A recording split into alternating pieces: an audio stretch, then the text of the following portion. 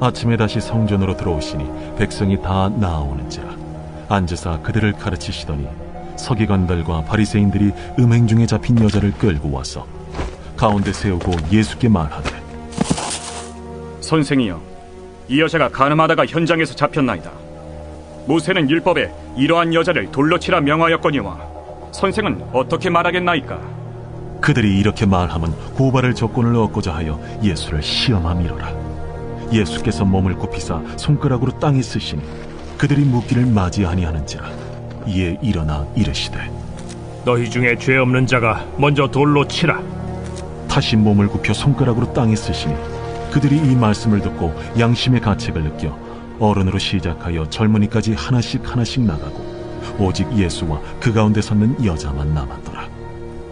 예수께서 일어나사 여자 외에 아무도 없는 것을 보시고 이르시되, 여자여, 너를 고발하던 그들이 어디 있느냐? 너를 정죄한 자가 없느냐? 주여, 없나이다.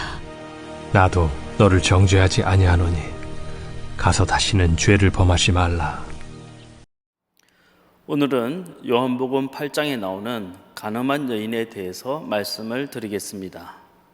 2012년 개봉한 더 스토닝이란 영화가 있습니다. 이 영화는 한 프랑스 기자가 이란의 한 작은 마을에서 직접 경험한 실화를 바탕으로 만들어진 영화입니다. 스토닝이란 투석형, 즉 죄인을 돌로 쳐 죽이는 사형 제도를 말합니다. 고대 근동 지역에서는, 즉 이스라엘과 메소포타미아 지역에서는 살인자나 간음한 자에게 투석형이 행해졌습니다.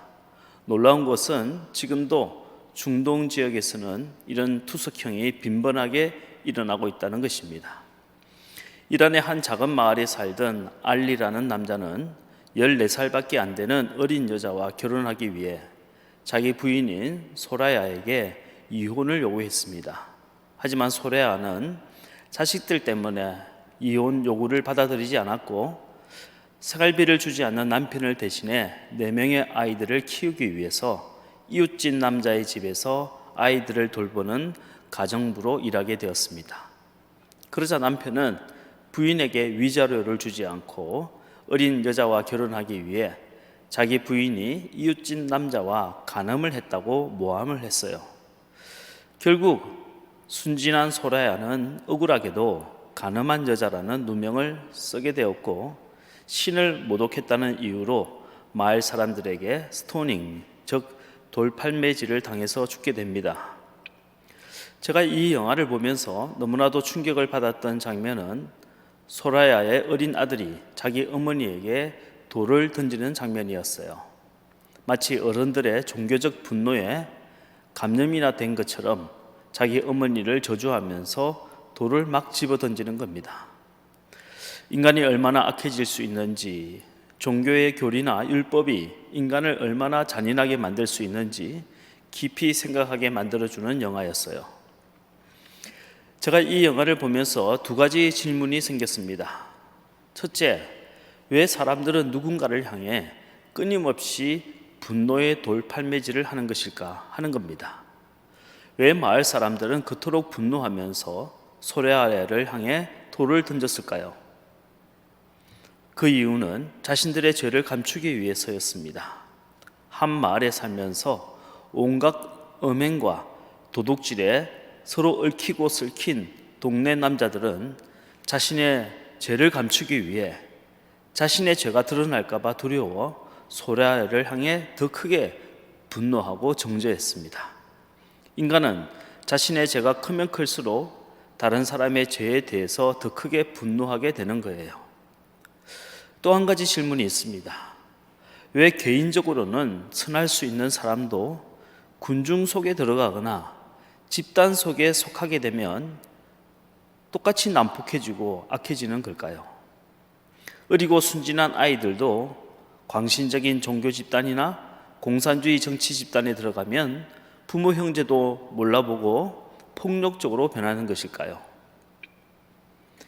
집단 속에는 개인의 윤리나 개인의 신앙심보다 훨씬 더 강력한 율법의 힘이 작용하고 있기 때문입니다. 이념의 힘이 존재하기 때문이에요. 그런데 이런 종교적인 율법이나 정치적인 이념이란 게 사실은 굉장히 배타적인 거거든요. 나와 다른 신앙이나 우리와 다른 이념에 대해서는 본질상 폭력적이에요. 그래야 그 집단을 유지할 수 있기 때문이죠.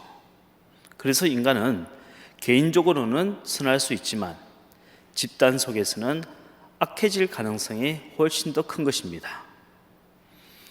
요한복음 8장을 보면 예수님 당시에 이 영화 스토닝과 똑같은 상황이 벌어지고 있습니다. 어느 날 아침 예수님께서 예루살렘 성전에서 말씀을 전하고 계셨습니다. 수많은 인파가 모여들어 예수님의 가르침에 조용히 귀를 기울이고 있었죠. 그런데 갑자기 시끄러운 고함 소리와 욕하는 소리, 그리고 여인의 비명 소리가 들려왔어요. 서기관과 바리새인들은 한 여인의 머리채를 붙잡고 예수님 앞에 끌고 나온 겁니다. 이 여인은 간음을 하다가 현장에서 붙잡혀온 여인이었습니다. 사람들은 간음 현장에서 붙잡아 온 것을 보여주기 위하여 그녀를 벌거벗은 채로 끌고 왔습니다. 그녀의 머리는 산발이었고 얼굴은 맞아서 퉁퉁 부었고 옷은 벗겨지고 맨발이었습니다. 서기관과 바리새인들은 예수님께 이렇게 말했습니다. 요한복음 8장 3절로 5절까지 말씀에 서기관들과 바리새인들이 음행 중에 잡힌 여자를 끌고 와서 가운데 세우고 예수께 말하되 선생이여 이 여자가 간음하다가 현장에서 잡혔나이다. 모세는 율법에 이러한 여자를 돌로 치라 명하였거니와 선생은 어떻게 말하겠나이까? 선생이여 이 여자가 간음하다가 우리에게 현장에서 붙잡혔습니다. 모세 율법에는 이런 자는 돌로 쳐 죽이라고 말했는데 선생은 뭐라고 말씀하시겠습니까? 맞습니다. 모세 율법에는 간음한 남자나 여자를 돌로 쳐 죽이라고 했습니다. 그런데 그 자리에는 간음한 남자는 없었고 여자만 붙잡혀 왔어요. 이들 서기관과 바리새인들은 예수님을 시험하는 것이 목적이었습니다. 아마도 이 여인은 먹고 살기 위하여 직업적으로 몸을 파는 여인이었을 겁니다. 바리새인들은 손쉽게 먹잇감을 구하듯이 동네의 한 창녀를 끌고 와서 예수님을 지금 시험하려고 했던 겁니다. 만약 주님이 이 여인을 용서하라고 한다면 하나님의 율법을 어기는 것이 되고 반대로 여자를 돌로 치라고 하면 지금까지 사랑과 용서를 외쳐왔던 예수님은 거짓말쟁이가 되고 마는 것이겠죠. 요한복음 8장 6절 말씀에 그들이 이렇게 말함은 고발할 조건을 얻고자 하여 예수를 시험함이러라. 예수께서 몸을 굽히사 손가락으로 땅에 서시니 여기 예수를 시험함이러라에서 시험하다라고 하는 동사는 헬라어로 페이라조인데요. 이 단어는 광야에서 마귀가 예수님을 시험할 때 사용되었던 단어입니다. 성경은 당시 유대인의 종교 지도자들을 마귀와 동급으로 취급하고 있습니다.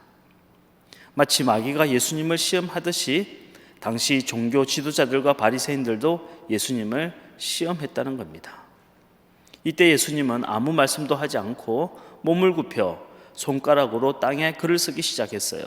그리고 잠시 후 몸을 일으켜 이렇게 말씀하셨습니다. 너희 중에 죄 없는 자가 먼저 돌로 쳐라. 요한복음 8장 7절 말씀에 그들이 묻기를 맞이 아니하는지라 이에 일어나 이르시되 너희 중에 죄 없는 자가 먼저 돌로 치라 하시고 순간 그렇게 분노하던 군중들은 찬물을 끼얹은 듯이 조용해졌습니다. 예수님은 또다시 무릎을 꿇고 손가락으로 땅에 무언가를 쓰시기 시작했어요. 그러자 이분의 사람들은 손에 들고 있던 돌을 내려놓고 하나둘씩 그 자리를 도망하듯이 떠나갔습니다. 요한복음 8장 8절에서 9절 말씀 다시 몸을 굽혀 손가락으로 땅에 쓰시니 그들이 이 말씀을 듣고 양심의 가책을 느껴 어른으로 시작하여 젊은이까지 하나씩 하나씩 나가고 오직 예수와 그 가운데 섰는 여자만 남았더라. 예수님은 두 번 땅에 손가락으로 무언가를 쓰셨습니다. 첫 번째는 간음하지 말라고 하는 모세 율법을 쓰셨어요. 그리고 두 번째는 그 자리에 모여있던 사람들의 죄를 낱낱이 기록하신 겁니다. 우리 중에는 다른 사람의 죄를 정죄하고 심판할 자격이 있는 사람이 아무도 없다는 것입니다. 첫째, 복음은 정죄하는 율법이 아니라 용서하는 은혜입니다. 바울은 율법의 기능을 죄를 깨닫게 하는 것이라고 말했습니다. 이것은 율법의 순기능이에요. 로마서 7장 7절 말씀에 그런즉 우리가 무슨 말을 하리요? 율법이 죄냐? 그럴 수 없느니라. 율법으로 말미암지 않고는 내가 죄를 알지 못하였으니 곧 율법이 탐내지 말라 하지 아니하였더라면 내가 탐심을 알지 못하였으리라. 여러분, 율법도 하나님이 주신 겁니다. 그러니 율법이 틀린 것이 아니에요. 예수님도 나는 율법을 폐하러 온 것이 아니라 이 율법을 완전하게 하려고 왔다고 말씀하셨습니다. 우리는 율법 무용론이나 율법 폐지론에 빠져서는 안 됩니다. 율법이 없이 하나님을 믿게 되면요, 죄에 빠지게 되고 방탕하게 됩니다. 그런데 율법이 죄를 깨닫게 한다고 했을 때 누구의 죄를 말하는 걸까요? 바로 내 자신의 죄입니다. 내가 하나님 앞에서 이런 죄를 지었구나. 내가 거짓말을 했구나. 내가 도둑질을 했구나 하는 걸 깨닫게 하는 것이 율법이란 겁니다. 반대로 그 율법을 자신이 아니라 다른 사람에게 적용하면 그건 정죄가 되는 겁니다. 이것은 율법의 역기능이라고 불러요. 바울은 마귀가 하는 일이 이 율법을 가지고 우리를 정죄하는 일이라고 말했습니다. 즉 율법으로 다른 사람을 정죄하는 것은 마귀가 하는 일이란 겁니다. 이건 율법의 역기능입니다. 우리가 복음적인 사람이 된다고 하는 것은 율법을 버린다는 것이 아니에요. 율법의 순기능만을 사용한다는 것입니다. 내 자신의 죄를 깨닫고 하나님께로 돌아가되 다른 사람을 결코 정죄하지 않는 것입니다. 오늘 요한복음 8장의 가늠한 여인의 이야기 바로 다음에 예수님께서 이런 말씀을 하셨어요.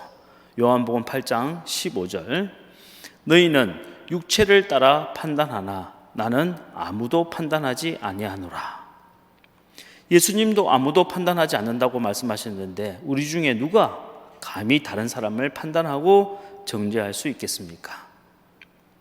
율법은 죄를 깨닫게는 해주지만 죄를 없앨 수는 없어요. 율법 안에는 죄를 이길 힘이 없습니다. 죄를 없애는 것은 율법이 아니라 용서의 은혜예요. 예수 그리스도의 십자가의 은혜만이 죄를 이길 수 있는 겁니다. 예수님은 죄를 합리화하신 것이 아니에요. 오늘 본문의 마지막 절에 가서 다시는 죄를 범하지 말라라고 말씀하지 않았습니까? 요한복음 8장 11절, 대답하여 주여 없나이다. 예수께서 이르시되 나도 너를 정죄하지 아니하노니 가서 다시는 죄를 범하지 말라 하시니라. 예수님은 비판과 정죄로 죄를 이기신 것이 아니라 용서와 긍휼로 죄를 이기신 것입니다. 요한복음 8장에 나오는 가늠한 여인은 자신의 죄를 청산하고 예수님을 따르는 제자가 되었습니다. 이것이 바로 복음의 능력입니다. 율법으로 다른 사람을 정죄하면 절대로 그 사람을 바꿀 수 없습니다. 하지만 용서의 은혜는 그 사람을 바꿀 수 있습니다. 교회를 다니는 분들이 가장 많이 하는 실수, 잘못은 율법으로 자신의 죄는 깨닫지 못하면서 그 율법으로 다른 사람의 죄는 너무나도 잘 정죄한다는 것입니다. 그런 분에게는 율법의 순기능은 없고 복음의 능력도 없는 것입니다. 올바른 신앙은 율법으로 자신의 죄를 깨닫고 은혜의 복음으로는 다른 사람의 허물을 덮어주는 것입니다. 이것이 다른 사람을 예수의 제자로 초대하는 방법인 것입니다. 두 번째로 죄책감과 수치심으로부터 자유해야 합니다. 이처럼 예수님의 용서의 은혜를 받은 사람은 죄책감과 수치심으로부터 자유하게 됩니다. 만약 용서의 은혜를 받은 후에도 여전히 과거의 나의 잘못 때문에 죄책감과 수치심에 매여 있다면 그 사람은 예수님을 따르는 제자가 될 수 없습니다. 예수님을 따라 나서려다가 늘 죄책감과 수치심에 발목이 잡히기 때문이죠. 용서의 은혜를 받은 사람의 특징은 자기 자신을 사랑한다는 것입니다. 왜냐하면 내가 예수님 때문에 새롭게 태어난 존재임을 믿기 때문이에요. 여기서 제가 말씀드리는 자기 사랑이란 것은 셀피시, 즉 이기심이 아니에요. 셀프 이스팀, 즉 자기 존중입니다. 근데 여러분이 만약 새 차를 사셨다고 하면 운전을 하거나 주차를 할 때 굉장히 신경을 많이 쓰실 겁니다. 혹시라도 부딪힐까봐, 약간이라도 긁힐까봐 조심조심 운전하겠죠. 왜 그럽니까? 새 차이기 때문입니다. 제가 학창시절에 한참 우리나라에 메이커 운동화가 나오기 시작했어요. 나이키니, 프로스펙스니, 아디다스니 브랜드가 있는 운동화가 그때 막 나오기 시작했습니다. 저도 어린 나이에 그런 메이커 운동화를 신어보는 것이 꿈에도 소원이었습니다. 그러다가 드디어 소원 성취를 하게 되었어요. 제가 중학교 3학년 때 부모님이 저에게 생일 선물로 나이키 운동화를 사주셨습니다. 흰색 운동화에 빨간색 나이키 상표가 있는 그런 운동화였습니다.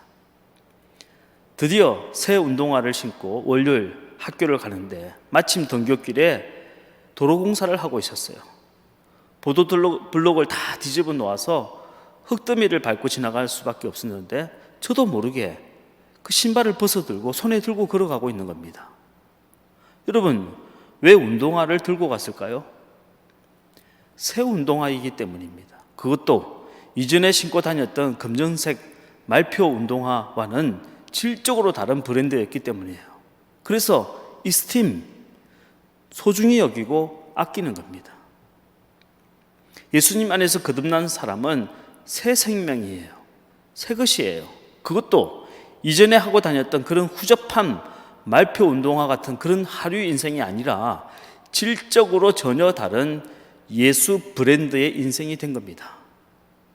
그러니 함부로 쓰시겠어요? 여러분의 시간을, 여러분의 능력을, 여러분의 물질을, 여러분의 몸을 함부로 죄 짓는 곳에 막 굴리실 수 있겠냐 말입니다. 소중히 다루고 아끼고 존중하지 않겠습니까? 아직도 말을 그치게 막 하고 자기 몸을 아무 곳에나 막 두는 사람은 예수님 안에서 새 생명이 되지 못해서입니다.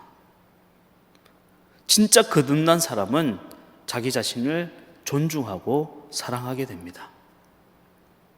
우리가 내 욕망 안에서 나를 사랑한다면 그것은 이기심이지만 예수님 안에서 나를 사랑하는 것은 그것은 믿음입니다. 그런 사람만이 내 안에 수치심과 죄책감을 이길 수 있는 것입니다. 마귀는 지난날의 수치심까지 끄집어내어서 우리의 마음을 괴롭힙니다. 하지만 성령님은 우리를 자유케 하시는 분이에요. 어느 여자 집사님이 목사님께 찾아와 신앙 상담을 하게 되었습니다. 자신이 과거에 부끄러운 죄를 지었는데 그 부끄러운 기억 때문에 아무리 교회를 열심히 다니고 기도해도 마음이 괴롭고 죽고 싶다는 겁니다.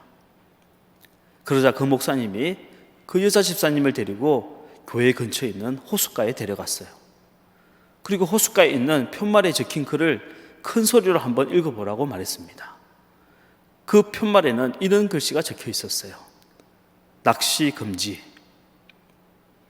목사님께서 그 집사님에게 말했습니다. 집사님, 하나님은 이미 우리의 모든 죄를 다 용서해 주셨습니다. 그리고 다시는 그것을 끄집어내지 말라고 말씀하셨어요. 우리 예수님께서 십자가 위에서 흘리신 보혈은 여기 있는 이 호수의 물보다도 훨씬 더 크십니다. 우리의 모든 죄와 허물을 다 덮고도 남음이 있다는 겁니다. 그런데 여기에다가 수치심이라고 하는 낚싯대를 들이우고 과거의 죄를 자꾸만 낚아 올렸어야 되겠습니까? 여러분, 우리가 예수님을 진심으로 믿고 영접할 때 우리의 과거의 옛자는 이미 죽었습니다. 그리고 주님의 십자가의 보혈로 우리의 모든 부끄러움과 수치심은 다 덮여진 것입니다. 예수의 사람으로 거듭 태어나 우리는 새 생명이 되었습니다. 거듭난 사람은 과거의 죄의식과 부끄러운 수치심에 매여 사는 것이 아니라 오직 은혜 가운데 기쁨으로 살아갈 수 있는 것입니다. 여러분, 오늘 요한복음 8장의 여인처럼 과거의 죄에 대한 죄책감과 수치심에서 자유하시길 바랍니다. 그리고 예수님을 따르는 제자로 살아가시기를 주님의 이름으로 축복합니다. 또한 율법의 정죄가 아니라 용서의 은혜로 내 형제와 자매를 예수님의 제자로 초대하시는 귀한 여러분들이 되시기를 주님의 이름으로 축원합니다. 기도하겠습니다. 하나님 아버지, 오늘 내 마음속에 무거운 수치심과 죄책감을 십자가 앞에 내려놓게 하시고 주님이 주시는 평강과 자유를 누리며 살아갈 수 있도록 도와주옵소서. 과거에 우리가 어떤 존재였다 할지라도, 가늠한 여인보다 더 추잡한 죄를 지었다 할지라도 주께서 우리를 정죄치 아니하시고 성령의 은혜로 덮어주셨으니 이제 우리가 주를 따르는 제자로 살아갈 수 있도록 용기를 허락하여 주옵소서.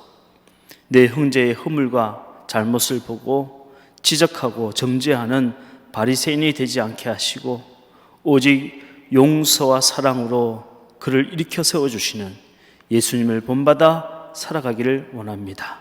우리도 그 은혜로 말미암아 그 은혜의 통로가 되어서 내 형제와 자매들을 예수 그리스도의 제자로 세울 수 있도록 주님 도와 주옵소서. 무더운 폭염과 코로나의 기승이 꺾이지 않고 있습니다. 주님, 우리를 긍휼히 여겨 주옵소서. 어수속히 이 모든 코로나의 강풍과 또 질병과 폭염의 고통으로부터 자유하게 하셔서 함께 모여 자유롭게 예배드리며 찬양하며 하나님께 영광을 돌릴 수 있도록 주여 인도하여 주옵소서. 우리의 참 구원자 되신 주 예수 그리스도 이름으로 간절히 기도 올리옵나이다. 아멘.